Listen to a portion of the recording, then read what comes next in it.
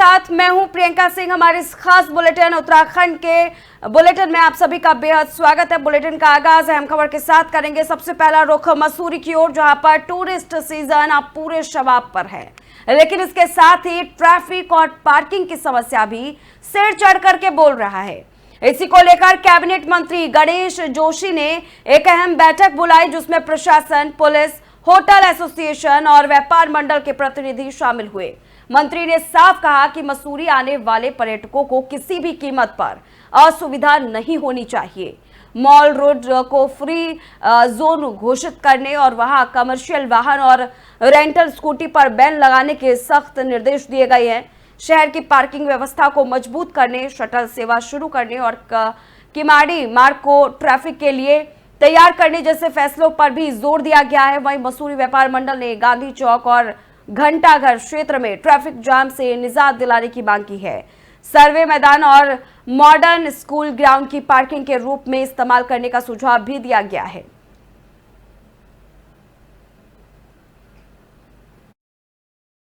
उत्तराखंड का ही नहीं, देश का एक प्रमुख पर्यटक स्थल है, क्योंकि टूरिस्ट सीजन शुरू होने वाला है और टूरिस्ट को कोई दिक्कत न हो।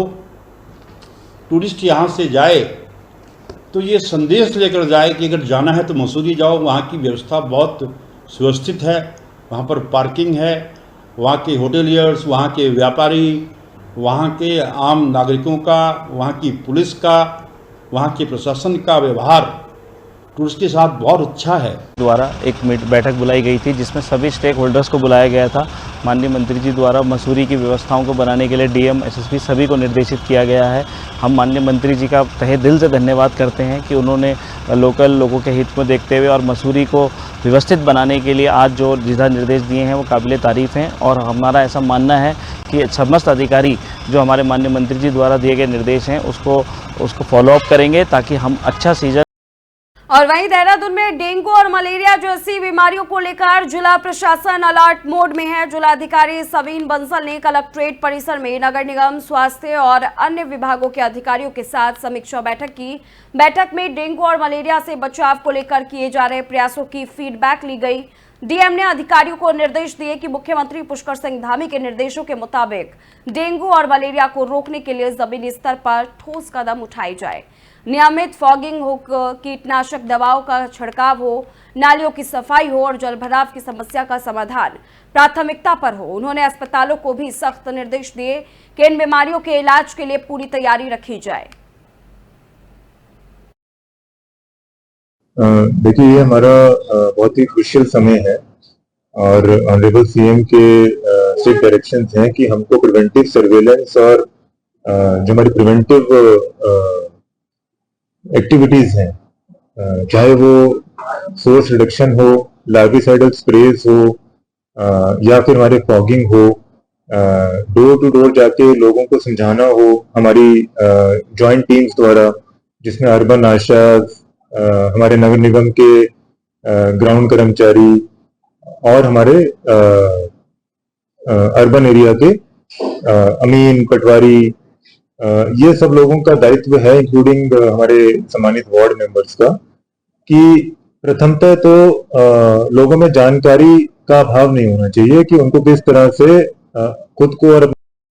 तो वहीं विकासनगर में भारतीय जनता पार्टी युवा मोर्चा ने जोरदार प्रदर्शन करते हुए कांग्रेस पार्टी का पुतला दहन किया है। नेशनल हेराल्ड घोटाले को लेकर युवा मोर्चा ने गांधी परिवार पर सीधा निशाना साधा। संजय तोमर के नेतृत्व में हुए इस प्रदर्शन में राहुल गांधी और गांधी परिवार पर इस घोटाले में मिलीभगत के आरोप लगाए गए। आइए जानते हैं इस पर संजय तोमर का क्या कुछ कहना है। देखिए, मैं आपको विदित कराना चाहता हूं कि आज भारतीय जनता युवा मोर्चा एवं भाजपा कार्यकर्ता द्वारा पहाड़ी गली चौक विकासनगर में नेशनल हेराल्ड जो घोटाला है, जो एक साप्ताहिक अखबार नेहरू जी के माध्यम से 1938 में शुरू किया गया था, उस घोटाले के संलिप्त में राहुल गांधी, सोनिया गांधी परिवार का जो नाम आया है, उसके खिलाफ युवा मोर्चा द्वारा प्रदर्शन किया गया है। और ये प्रदर्शन भारतीय जनता युवा मोर्चा द्वारा कांग्रेस की भ्रष्ट और सरकार विरोधी नीतियों के खिलाफ है। देखने में आता है कि मात्र जिस प्रकार से 50 लाख रुपए से नेहरू परिवार ने जो AGL कंपनी को खरीदा, और जिस AGL कंपनी का 2008 में क्राइसिस, जब कंट्री क्राइसिस चल रहा था उस समय, आर्थिक मंदी के समय बंद हुआ, तो मात्र 50 लाख रुपए टोकन से उस कंपनी को खरीदा जाता है और उसकी एवज में 2000 करोड़ संपत्ति का अधिग्रहण करा जाता है, जो कि देश की न्याय व्यवस्था और आम जनमानस का धोखा है। देखिए, मैं आपको वो विजिट करा। चलिए आगे बढ़ेंगे। हरिद्वार और ऋषिकेश के बीच स्थित रायवाला क्षेत्र में सत्यनारायण मंदिर में हुई लाखों की चोरी का पुलिस ने खुलासा कर दिया है। इस वारदात में शामिल एक शातिर चोर को गिरफ्तार कर जेल भेज दिया गया है, जबकि उसके नाबालिग साथी को संरक्षण में लिया गया है। चोरी का आरोपी पवन नेगी रायवाला का ही रहने वाला है और पहले भी कई बार आपराधिक वारदातों में पकड़ा जा चुका है। पुलिस ने आरोपियों के पास से चोरी की गई नकदी और सामान बरामद कर लिए हैं। थाना प्रभारी BL भारती की टीम को यह कामयाबी मुखबिर की सूचना पर मिली। फिलहाल पुलिस मामले की जांच में जुटी हुई है।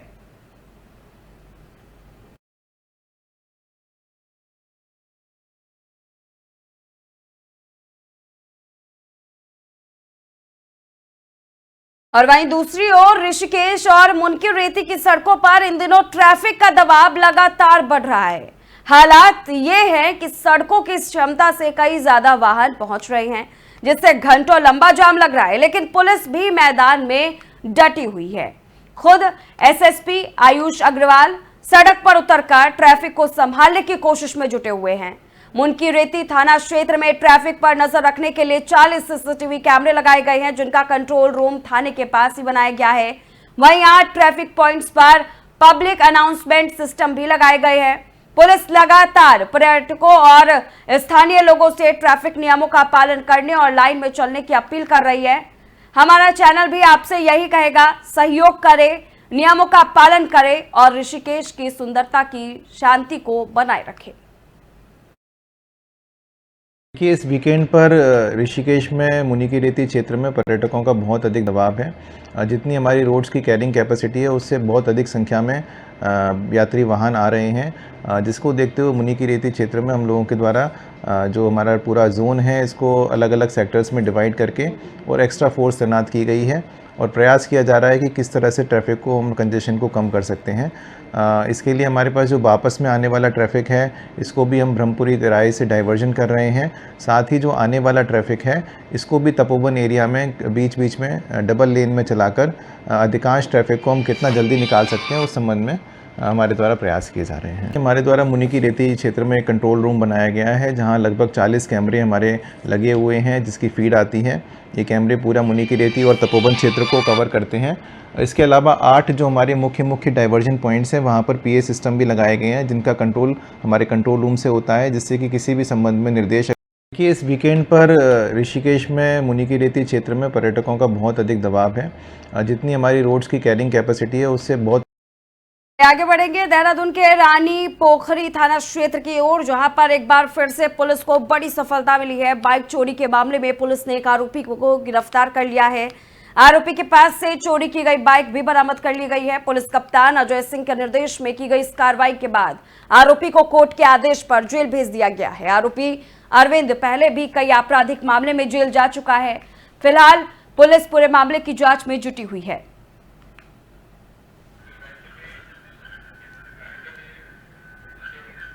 तो वहीं चारधाम यात्रा को लेकर इस बार स्वास्थ्य विभाग पूरी सतर्कता बरत रहा है। हालांकि यात्रा मार्गों पर स्पेशलिस्ट डॉक्टरों की कमी अब भी एक बड़ी चुनौती बनी हुई है, लेकिन इस कमी को दूर करने के लिए DRP यानी डॉक्टर रिस्पांस प्लान के तहत डॉक्टरों की तैनाती की जा रही है। स्वास्थ्य सचिव डॉक्टर R राजेश कुमार ने जानकारी देते हुए बताया कि विभागीय लगातार व्यवस्थाओं को मजबूत कर रहा है और जहां भी स्टाफ की कमी है उसे प्राथमिकता के आधार पर भरा जा रहा है। उन्होंने कहा कि चारधाम यात्रा में श्रद्धालुओं को किसी भी तरह की स्वास्थ्य सुविधा में कमी ना हो, इसके लिए विशेष प्रयास किए जा रहे हैं। कि एक जो डिस्ट्रिक्ट रेजिडेंसी प्रोग्राम के अंतर्गत जो हमारे धाम में, क्योंकि यहाँ पे स्पेशलिस्ट की ज़रूरत हमें पड़ती है, तो स्पेशलिस्ट की जो 3 महीने की डिस्ट्रिक्ट रेजिडेंसी प्रोग्राम का जो कोर्स होता है उसको सर्टिफाई करें अगर वो धाम में आके अपनी सेवाएं देने के इच्छुक हैं। तो इसी के क्रम में NMC ने हमारा जो प्रपोजल है उस पर मुहर लगाई है और इसके लिए मैं जो है भारत सरकार का भी धन्यवाद देना चाहता हूँ और एनएमसी का भी धन्यवाद देना चाहता हूँ और माननीय मुख्यमंत्री जी को भी धन्यवाद देना चाहता हूँ, जिनकी पहल से जो है ये संभव हुआ। और इससे एक चीज़ ज़रूर होगा कि जो स्पेशलिस्ट हैं वो हमें ज़्यादा से ज़्यादा मिलेंगे और इनको हम यात्रा मार्ग में डिप्लॉय कर पाएंगे और इनको हम सर्टिफाई भी करेंगे। सर, सुरक्षा की एक जो डिस्ट्रिक्ट रेजिडेंसी प्रोग्राम के पूरे देश में जहां एक तरफ वक्फ संपत्तियों के प्रबंधन को लेकर लाए गए वक्फ संशोधन एक्ट 2025 की चर्चाएं हो रही हैं, तो वहीं दूसरी तरफ कांग्रेस के नेता अब बीजेपी की मंशा पर सवाल खड़े कर रहे हैं। इसी कड़ी में कांग्रेस विधायक काजी निजामुद्दीन ने सवाल उठाए। उनका कहना है कि जिस तरह से बीजेपी वक्फ संपत्तियों की चिंता कर रही है, क्या उस तरह से तमाम हिंदुओं के प्रतिष्ठित संस्थानों की खुर्द-बुर्द हो रही जमीनों की भी चिंता कर रही है या नहीं। दरअसल मंगलौर विधायक काजी निजामुद्दीन ने एक बयान जारी किया। उन्होंने बद्री केदार मंदिर समिति की संपत्ति को लेकर सवाल उठाए हैं, साथ ही उनके जरिए सरकार को घेरा है। कांग्रेस विधायक निजामुद्दीन ने आरोप लगाया कि बद्री केदार मंदिर समिति की लाखों करोड़ों की जमीनों पर कब्जा है, लेकिन डबल इंजन की सरकार होने के बावजूद भी इन जमीनों को बद्री केदार समिति अपने अधीन लाने में समर्थ नहीं है। कांग्रेस विधायक ने सरकार से सवाल पूछते हुए कहा कि बीकेटीसी की जमीनें अवैध कब्जे पर बुलडोजर क्यों नहीं चलता।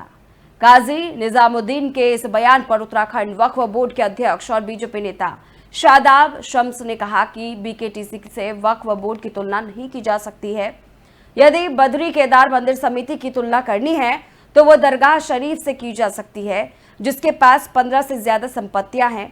उन्होंने कहा कि जिस तरह से दरगाह शरीफ में किसी गैर हिंदू की एंट्री नहीं है, उसी तरह बीकेटीसी में भी प्रावधान है। हम उत्तराखंड में हैं और उत्तराखंड में श्री बद्रीनाथ केदारनाथ मंदिर समिति है और देहरादून जो उत्तराखंड की राजधानी है, यहाँ पर 50 बीघे के लगभग जमीन है जो आज अरबों रुपए की कीमत जिसकी है। और रामनगर में है, लखनऊ में चारबाग स्टेशन के सामने है, लखनऊ रेलवे स्टेशन के सामने है, आसपास है, और अमीनाबाद लखनऊ में है, और देश के बहुत सारे हिस्सों में मंदिर समिति की जमीनें हैं। जब वक्फ की संपत्ति की चिंता अगर भारत सरकार कर रही है तो मैं उम्मीद करता हूं कि बद्रीनाथ केदारनाथ मंदिर समिति की संपत्तियों पर जो सरकारी जो संपत्तियां हैं उस पर जो अवैध कब्जा है उस पर भी ये भारतीय जनता पार्टी की सरकार ध्यान दे। ये सिर्फ और सिर्फ राजनीतिक रोटियां सेकने आ जाते हैं।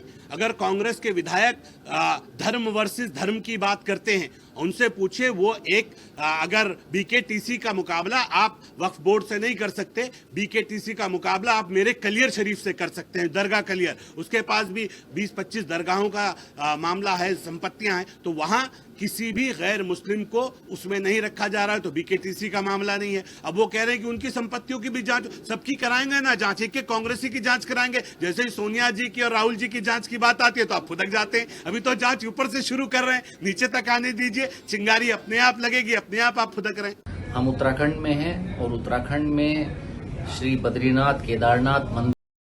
और वहीं देहरादून में ग्राम्य विकास मंत्री गणेश जोशी ने प्रधानमंत्री सड़क योजना यानी PMGSY से जुड़े विभागीय अधिकारियों के साथ अहम बैठक की। बैठक में उन्होंने निर्माण कार्यों की गुणवत्ता पर खास जोर देते हुए स्पष्ट निर्देश दिए कि किसी भी स्तर पर लापरवाही बर्दाश्त नहीं की जाएगी। मंत्री ने अधिकारियों से कहा कि सभी निर्माण कार्य तय समय सीमा के भीतर पूरे किए जाए ताकि ग्रामीण क्षेत्रों के विकास में कोई बाधा न आए। उन्होंने ये भी कहा कि सरकार की प्राथमिकता है कि दूरस्थ इलाकों तक मजबूत सड़क नेटवर्क पहुंचे और इसके लिए सभी विभागीय जिम्मेदारियां ईमानदारी से निभाएं।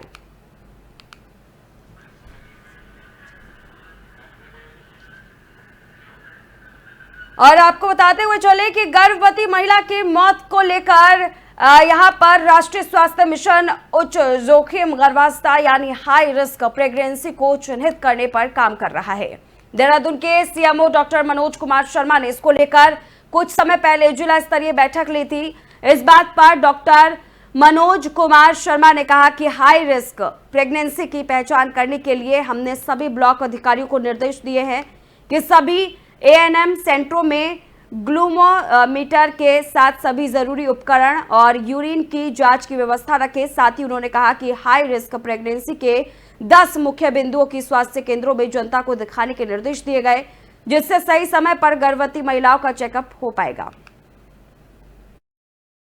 देखिए, मैटरनल मोर्टेलिटी को अगर हम कम करना है तो हाई रिस्क प्रेगनेंसी उनको आइडेंटिफाई करना एक बहुत बड़ा अहम उसमें पड़ाव है।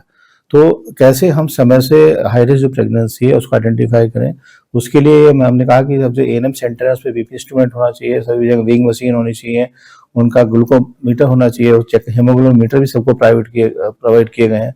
साथ में यूरिन की जांच करने का जो एल्बुमिन जांच करते हैं वो सब चीज़ें वहाँ पे होनी चाहिए। और जो 10 जो पॉइंट है जिसमें हाई रिस्क प्रेगनेंसी को डिफाइन करते हैं, 10 जो बिंदु हैं वो भी सबके यहाँ पे डिस्प्ले होने चाहिए, ताकि कई बार होता है कि आदमी मेमोरी में चीजें नहीं रहती। तो वहीं हरिद्वार में अब अपराधियों की खैर नहीं। पुलिस ने 2 कुख्यात बदमाशों पर गुंडा एक्ट के तहत कार्रवाई करते हुए उन्हें जिला बदर कर दिया है। यह कार्रवाई वरिष्ठ पुलिस अधीक्षक के निर्देश पर की गई है। बताया जा रहा है कि दोनों आरोपियों का आपराधिक इतिहास लंबा है और लगातार क्षेत्र में दहशत फैलाने की शिकायतें मिल रही थी। इसके बाद पुलिस ने सख्ती दिखाते हुए दोनों को जिला बदर कर दिया है। पुलिस का कहना है कि अपराधियों के खिलाफ ये मुहिम आगे भी जारी रहेगी और हर हाल में कानून व्यवस्था बनाए रखी जाएगी।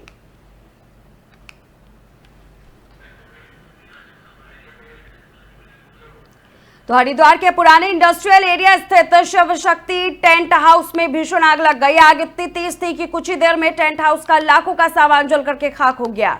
जैसे ही आग की सूचना मिली, मौके पर फायर ब्रिगेड की 3 गाड़ियां पहुंची। 8 दमकल कर्मियों की टीम ने कड़ी मशक्कत के बाद आग पर काबू पाया। प्रारंभिक जांच में आग लगने की वजह शॉर्ट सर्किट बताई जा रही है। हालांकि राहत की बात यह रही कि हादसे में कोई जनहानि नहीं हुई। फिलहाल नुकसान का आकलन किया जा रहा है।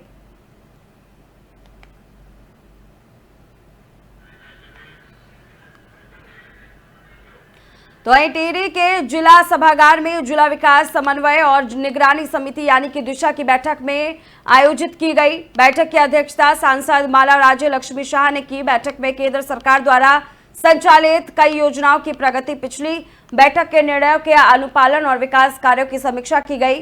सांसद माला राज्य लक्ष्मी शाह ने नवनियुक्ति नगर पालिका और नगर पंचायत अध्यक्षों का स्वागत करते हुए कहा कि जनप्रतिनिधियों और अधिकारियों को मिलकर सोच समझकर काम करना चाहिए ताकि जिले के सभी क्षेत्रों का संतुलित विकास सुनिश्चित हो सके।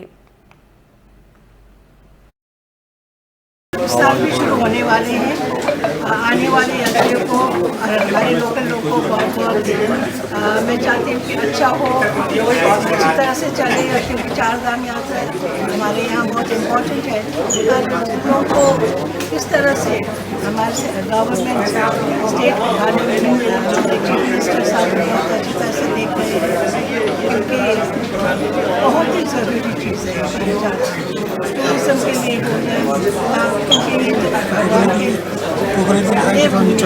इसको अच्छा होने का बहुत ज़रूरी है और हर तरह से कोशिश कर रहे हैं। जो सुविधाएं हम दे सकते हैं उनको देंगे। जो आने वाले लोग हैं सबको मैं शुभकामनाएं देती हूँ। तो फिलहाल इस खास बुलेटिन बस इतना ही। रुकेंगे एक छोटे से ब्रेक के लिए। ब्रेक के उस पार खबरों का सिलसिला जारी है।